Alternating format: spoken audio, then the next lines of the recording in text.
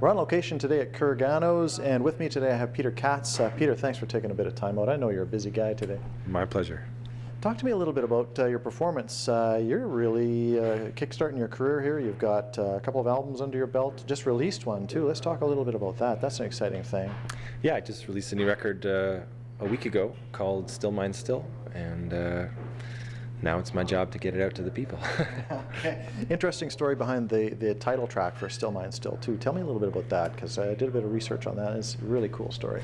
Yeah, well, it's a song I wrote for actually my closest friend in the world, who was going through a pretty dark period of depression and anxiety, and she was having trouble sleeping at night. So I wanted to write her a little something that she could listen to and put on some headphones and just have a voice saying, you know, let it go.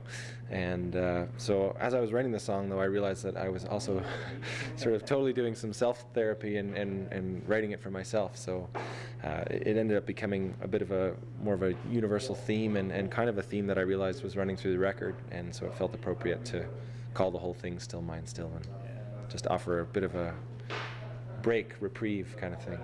Part of that whole Still Mine Still recording that album too was a reprieve and a break too. Talk to me a little bit about that, because you took an interesting venue for that one.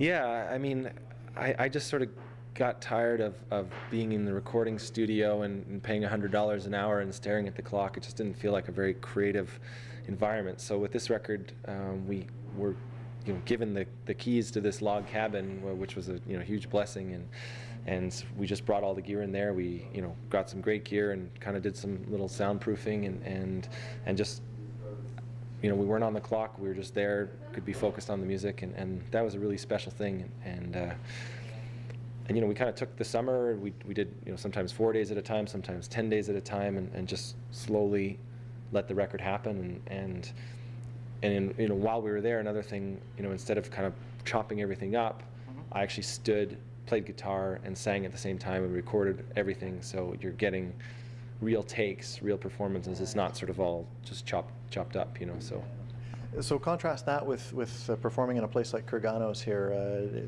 It's got to be a bit of a contrast that way, but similarities too, right?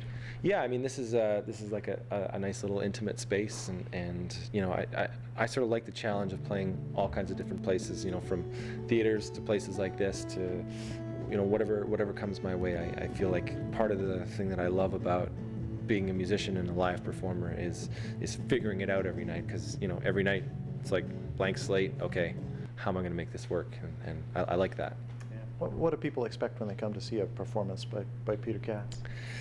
Well, I mean, I know what music means to me, and when I go out to see music, the thing that I'm hoping for is to have a real experience and sort of go on a little journey with the artist and sort of get caught up in the stories and the music, and so as much as possible and as within my control, that's what I try to give to the audience is not just a night of music, but an experience, and I try to connect and tell stories and just sort of be conscious of whatever's happening in the room and go with that and hopefully end up somewhere that we weren't expecting by the end of the night.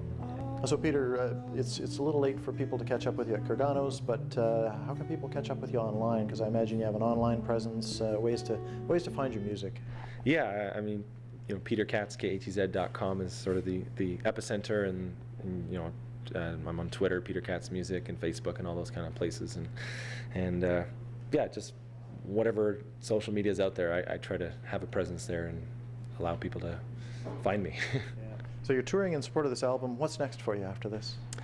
Well, I toured Europe with this album, and then I toured the U.S. a bit, and now I'm touring Canada, and then I go to Singapore, and we just signed a deal for this album in South Korea as well. So it looks like I'll be going to Asia a lot. I'm going back to Europe in the summer, and then again in the fall. So just a lot of touring and just trying to get the music into people's hands, and a lot of the time that's the person-to-person CD sale, and I love playing shows. I mean, that for me, I just want to play the show. So making albums allows me to do that. All right. Yeah. Cool. Thanks, Peter, for taking a bit of time out and talking with us today. My pleasure. Thank you guys. Gone, gone.